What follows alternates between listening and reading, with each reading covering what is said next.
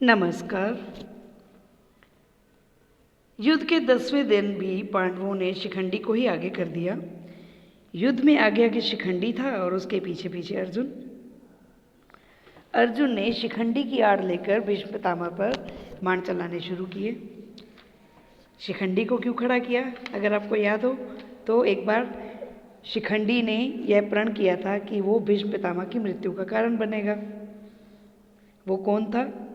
वो जो एक राजकुमारी थी, 3 राजकुमारियों का उन्होंने अपहरण किया था। 2 राजकुमारियों का विवाह तो हो गया था, लेकिन तीसरी राजकुमारी ने बोला था कि मैं किसी और राजा से प्रेम करती हूँ तो मुझे उसके साथ विवाह करने दो, वहाँ भेज दो। भेजा गया था, लेकिन उस राजा ने बात नहीं मानी थी। तो उसको लगा कि भीम ही मेरे अपमान का, भीष्म पितामह ही मेरे अपमान का कारण है। तो उन्होंने फिर दोबारा से शिखंडी के रूप में पैदा होकर यह प्रण लिया, तपस्या करके शिखंडी बनके, कि मैं ही भीष्म पितामह की मृत्यु का कारण बनूंगी। तो शिखंडी के बाणों ने भीष्म के वक्षस्थल को भी एकदम बींध दिया, परंतु भीष्म ने अपने चेहरे पर शिकन भी नहीं आने दी और ना ही शिखंडी के बाणों का उत्तर दिया। क्यों? क्योंकि उनको लगा कि एक स्त्री को, वो जानते थे कि स्त्री का ही रूप है, एक स्त्री के ऊपर वो बाण नहीं चला सकते थे।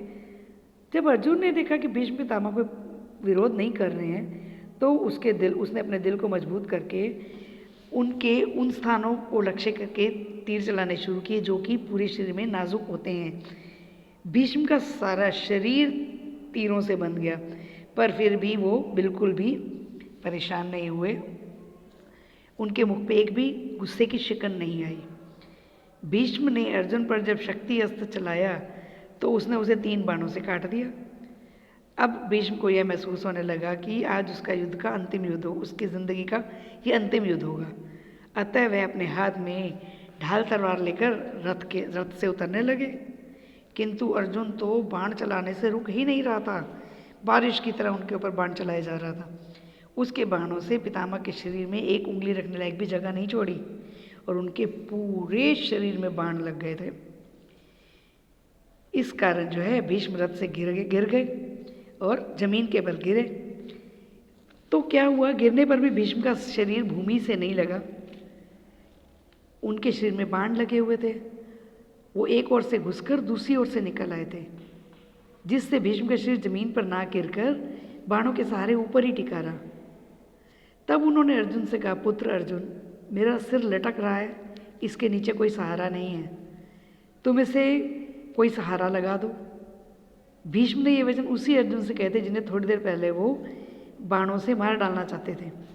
भीष्म की आज्ञा सुनते ही अर्जुन ने अपने तरकश से 3 तेज बाण निकाले और उनका सिर उन तीरों की नोक पर रखकर उनके लिए उपयुक्त तकिया बना दिया। भीष्म ने कहा, हे राजा गणों, अर्जुन के द्वारा बनाए गए तकिए से मैं प्रसन्न हो गया हूँ।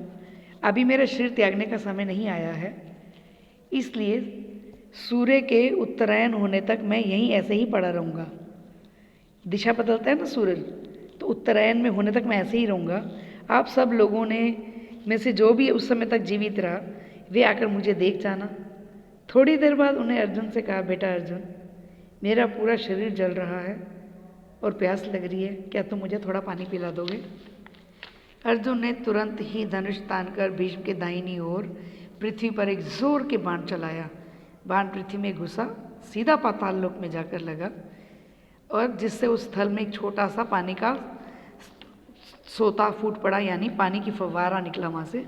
और उस अमृत समान जल को पीकर भीष्म पितामह ने अपनी प्यास बुझाई और बहुत वो खुश हो गए। कर्ण को जब भीष्म पितामह के घायल होने का पता चला तो वो उनसे मिलने आया और उन्हें प्रणाम किया। भीष्म पितामह तब तक उसके मुख पर भय की छाया सी दिखाई दी, जिससे उनका दिल भर आया। वे अपने शरीर पर लगे बाणों की पीड़ा को दबाकर कर्ण से कहने लगे, बेटा, तुम राधा पुत्र नहीं कुंती पुत्र हो। हे सूर्य पुत्र, मैंने कभी भी तुमसे ईर्ष्या नहीं की। तुम बेकार में ही पांडवों से वैर करते रहे, इसलिए तुम मेरे से नाराज रहते हो। तुम्हारी दानवीरता और शौर्य से क्या मैं परिचित नहीं हूँ? तुम पांडवों में सबसे बड़े हो, इसलिए तुम्हारा यह कर्तव्य बनता है कि तुम उनसे मित्रता करो। मेरी यह इच्छा है कि मैं युद्ध में, और मेरी यह इच्छा है कि तुम युद्ध में सेनापति बनो और जो पांडवों के साथ वैर भाव है ना, उससे समाप्त करो।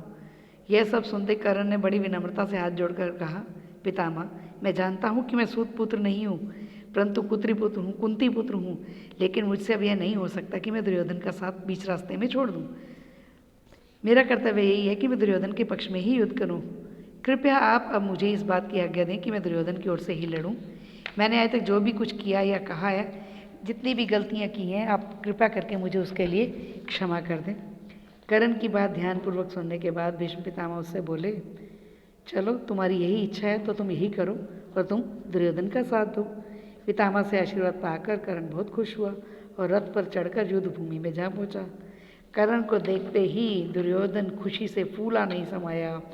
भीष्म के बिछड़ने का दुख जो दुर्योधन को हो रहा था, जो उसे असहनीय लग रहा था, अब कर्ण के युद्ध भूमि में आने पर उसे वो लगा कि कोई बात नहीं, अगर एक जगह कमी आई तो दूसरी जगह मेरा मित्र मेरा साथ देने आ गया है।